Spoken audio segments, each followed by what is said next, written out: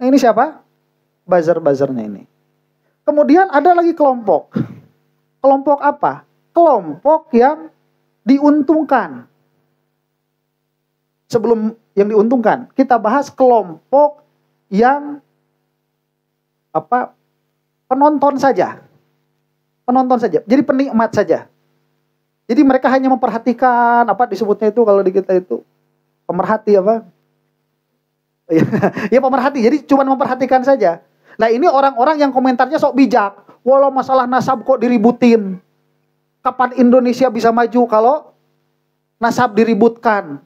Itu bukan bagian dari agama. Nah ini orang-orang gak paham. Mereka itu masuk ke Imadiyah enggak. Asy'ariyah, Maturidiyah, Syafi'iyah juga bukan. Jadi mereka ribut sendiri, merasa paling bijak. Ya. Kapan Indonesia bisa maju? Orang lain udah bikin pesawat, kita masih ributin masalah nasab. Nah itu orang-orang kayak gitu, itu ada kelompok itu. Lah ini yang jadi target. Kemana nanti masuknya? Apa ke pro Ba'alwi atau tidak? Ini yang jadi targetnya ini. Kemudian ada yang diuntungkan. Kelompok yang diuntungkan. Mana kelompok yang diuntungkan? Kelompok yang diuntungkan, ya ini yang punya channel YouTube di TikTok ini. Tatkala membahas nasab, viewsnya langsung meledak. Ini diuntungkan. Ya kayak saya ini termasuk. Akun-akun kayak gini. Membahas nasab, views banyak. Membahas nasab, jadi terkenal. Ini diuntungkan. Nah kadang-kadang orang-orang kayak gini juga nih, yang gak mau masalah nasab ini selesai. Makanya diambil tuh bahasa yang kontroversi diambil terus diupload. Bukan karena mereka pro salah satunya ini, ya yang pro Imad.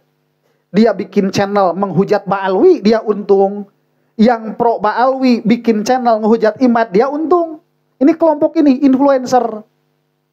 Ada. Satu lagi yang mendapatkan keuntungan dari masalah ini siapa? Pemerintah. Karena jadi terpolarisasi. Kebijakan-kebijakan pemerintah, masalah-masalah di pemerintahan tidak dihiraukan oleh orang-orang yang fokus kepada permasalahan nasab ini. Tapi ini bukan kerjaan pemerintah, bukan. Cuman pemerintah diuntungkan. Ya, ini pemerintah dapat dapat angin segar nih. Ada masalah seperti ini. Makanya dibiarkan. Dibiarin, tidak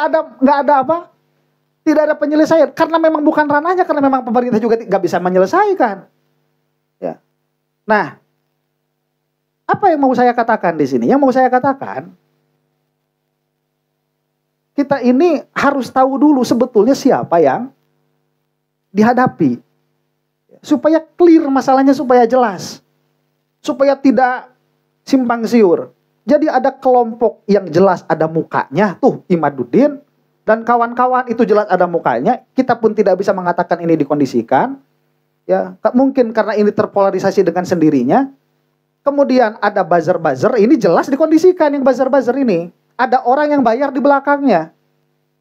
Jelas. Dan mereka bukan orang beragama. Karena tidak ada dalalah untuk kita mengakui secara fikih bahwa mereka itu orang-orang beragama. Nggak ada dalalahnya, nggak ada dalilnya. Ya. Nah, yang harus kita perhatikan adalah yang di belakang buzzer ini. Kenapa? Karena yang di belakang buzzer ini ada tujuannya. Kalau kita bisa selesai masalah ini, ngapain buzzer dibayar? Gak ada gunanya juga. Ini akan berhenti sendiri. Cuman lama gak bakal berhenti karena tadi di sini ada kelompok yang diuntungkan juga. Ya, saya ini bikin konten udah Imad selesai, itu gak ada yang nonton. Tapi kalau misalkan membahas dari segi ilmiah, kepentingan saya ini dari segi ilmu fikih, dari segi ilmu mantik, itu kepentingan saya. Bukan membela siapa-siapa. Saya ini Asy'ariyah, Maturidiyah, Syafi'iyah. Sebagaimana Syekh Nawawi Al-Bantani itu Asy'ariyah, Maturidiyah, Syafi'iyah. Saya punya kepentingan untuk menjelaskan bahwa ini berbahaya bagi Asy'ariyah, Maturidiyah, Syafi'iyah. Itu kepentingan saya itu di situ. Ini bisa mukafirat, bisa perkara bisa mengkafirkan, ini perkara bisa menjatuhkan seseorang ke dalam tidak mengakui kepada syariat dan lain sebagainya. Itu kepentingan saya cuma di situ aja. Ya. Nah, ala kulli halin. Yang diwaspadai itu sebetulnya yang di belakang si buzzer-buzzernya ini. Karena mereka punya agenda. Nanti akan saya buktikan agendanya itu apa. Ya. Dan apakah ini ada hubungannya dengan Imaduddin atau tidak? Kita cari tahu. Ya. Apakah ada atau tidak? Solusi jangka pendek buat kita apa?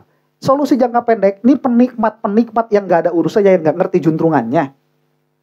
Gak ngerti masalah nasab, bukan Asy'ariyah Maturidiyah, juga tidak ada kepentingan untuk menjadi bagian dari Imaduddin. Sudah, gak usah lihat-lihat masalah nasab ini, udah matiin aja.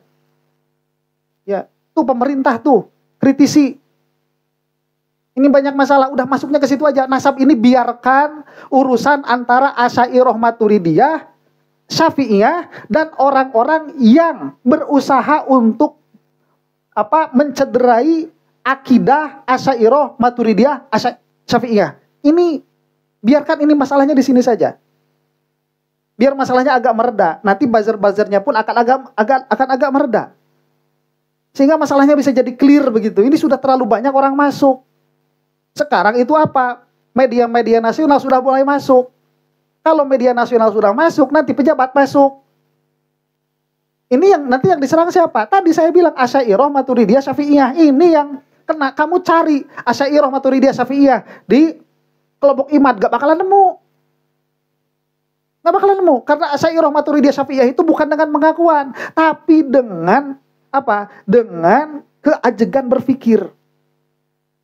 Mereka sudah keajeg. Makanya kitab-kitabnya juga kitab-kitab Wahabi. Ya. Mereka itu cuman luarnya aja Asy'ariyah. Ala kulli halin. Ya. Nah, itu yang pertama ya.